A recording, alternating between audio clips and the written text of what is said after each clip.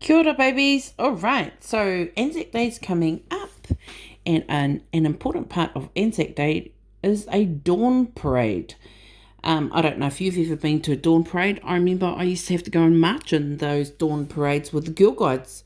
I low-key used to hate it because my friends didn't know I was in the Girl Guides. But anyway, the story just explains what a dawn parade is and why we have it and what happens. But one of the interesting things about this year is because we are in level 4 lockdown, when Anzac Day comes around, for the first time in our nation's history, we won't be able to meet together and have dawn parade. So I don't know how we're going to remember that special day, but I'm sure they will come up with something. But anyway, if you look at the picture, you can see the red poppy, you can see the sun, and I'm assuming that's his dad. And these things here are called a wreath. I don't know if you've seen these before. You often see them at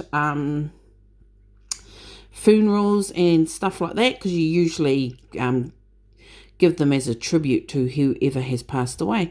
And now the poppy is an important emblem of Anzac Day, and I'm sure the story will explain that to us as well. This story is by Phillipa Werry and illustrated by Jennifer Cooper and read by Miss Teddy. All right, let's go.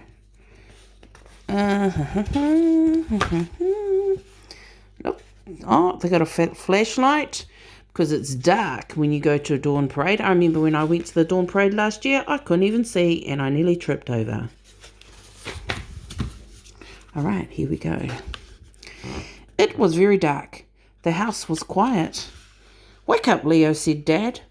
"Wake up. It's time to go to the dawn parade." Leo got up and put on some warm clothes. Personally, I would have had a shower first, but that's okay, Leo. All right.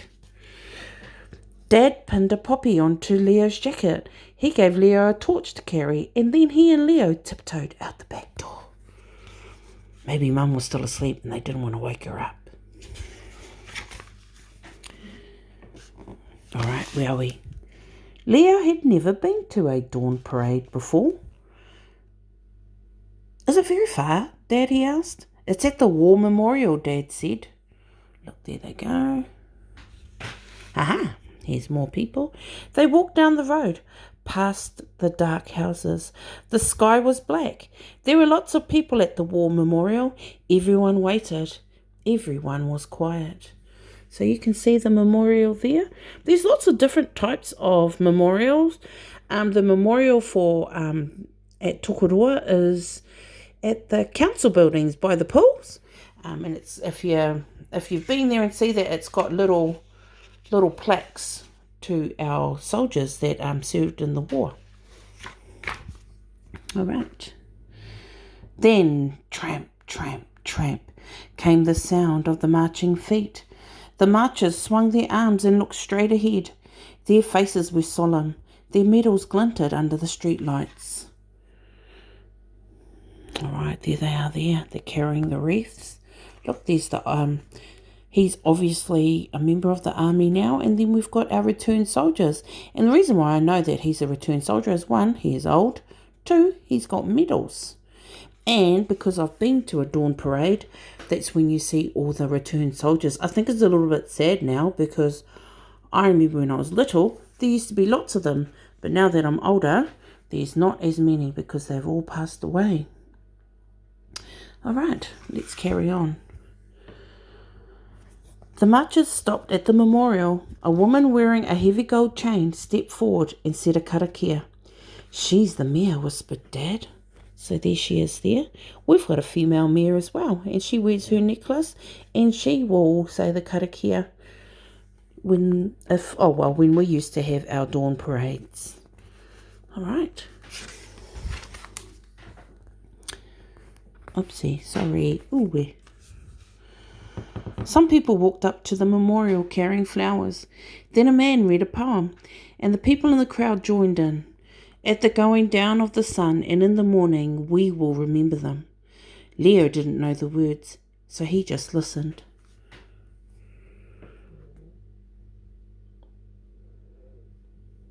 All right, now the author talked about solemn faces. So if you've got a solemn face, it means your face is pretty serious or sad, because even though we celebrate or we remember Anzac Day, it is a very sad day in our history. So a lot of people are quite sad, particularly old koro like that, who remember their fallen comrades. There's the wreath. All right. Leo watched as a man in uniform began to play a bugle. "He's playing the last post," whispered Dad. The music floated up into the early morning sky.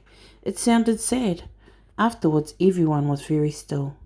Nobody said a word. Actually, if you've ever been to a dawn parade, when the bugle person plays the last post, it is often I always feel quite sad. Then a band played the national anthem and everyone sang. Leo knew the words, so he joined in. The service was over, the marchers tramped away, and the other people started to leave. "Can we go and look at the memorial, please, Dad?" asked Leo.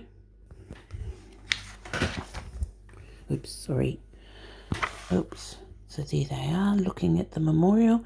So usually war memorials have the names of returned soldiers, so we can remember them. Leo gazed at the long list of names carved into the stone. "All those people died in the wars," Dad said. "That's a lot of names," said Leo. "Yes, it is, and they all used to live around here," said Dad. "We remember them every year on Anzac Day." Leo saw lots of poppies lying among the flowers. Dad put his poppy down too. So did Leo.